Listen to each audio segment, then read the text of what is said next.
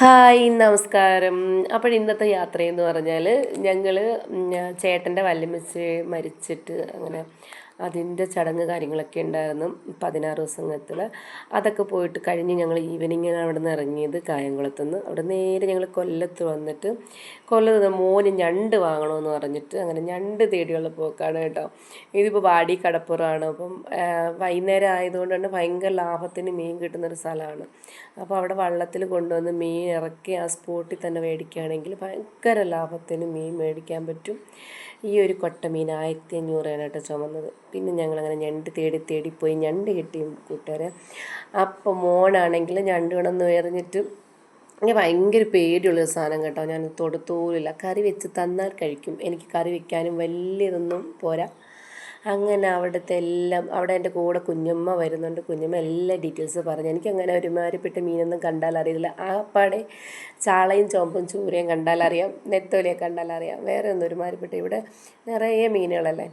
അപ്പം ഞങ്ങൾ ഞണ്ടൊക്കെ മേടിച്ച് തിരിച്ച് വീട്ടിൽ വന്നു കേട്ടോ. രാവിലെ എഴുന്നേറ്റതേ അച്ചാമ്മയും മോനും കൂടെ ഞണ്ടുമായിട്ടുള്ള കലാപരിപാടി അടക്കുകയാണ്. ഞാനീ സാധനം തൊടത്തോലും ഇല്ല കേട്ടോ. ഭയങ്കര അവനൊരു പേടിയില്ല. അമ്മ കാലൊക്കെ എടുത്ത് കളഞ്ഞിട്ട് കടിക്കുന്ന കാലൊക്കെ എടുത്ത് കളഞ്ഞിട്ട് അവനെ അതങ്ങ് ഏൽപ്പിച്ചു. അങ്ങനെ അവരതുമായിട്ടൊക്കെ കുറച്ച് നേരം കളിച്ചിട്ട് അമ്മ വീണ്ടും ട്രിവാൻഡ്രത്ത് പോയി. അപ്പോൾ ഇതൊക്കെ കറി വയ്ക്കുന്ന പരിപാടി എനിക്കായിരുന്നു കേട്ടോ.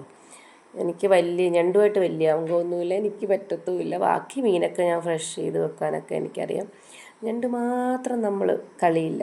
അങ്ങനെ മോൻ അതിട്ടൊക്കെ കുറച്ച് നേരം കളിച്ചിട്ട് അമ്മ വൃത്തിയൊക്കെ ആക്കി റെഡിയാക്കി വെച്ചിട്ട് അമ്മ ട്രിവാൻഡ്രത്ത് പോയി. പിന്നെ ഞാനത് ബാക്കി മീനൊക്കെ വെട്ടി കഴുകി വൃത്തിയാക്കി വെക്കുകയാണ് ചെയ്തത് കേട്ടോ. അപ്പോൾ 3-4 ദിവസമേ നമുക്ക് ബാക്കിയുള്ളൂ. പിന്നെ അതിനൊക്കെയുള്ള അത്രയും ദിവസത്തിനുള്ള മീനെല്ലാം വാങ്ങിച്ച് കൂട്ടി കടപ്പുറത്ത് പോയപ്പം മീൻ രാവിലെ ഞാനും കുറച്ച് മീനൊക്കെ വെട്ടി വൃത്തിയാക്കി വെച്ചു. അന്നത്തേനുള്ള പാചകം ഇവിടെ ഞങ്ങളുടെ കണക്ക് ഞാനൊക്കെ ആണെങ്കിൽ അധികം നോൺ വെജൊന്നും ഞങ്ങളുടെ വീടുകളിൽ മേടിക്കത്തില്ല.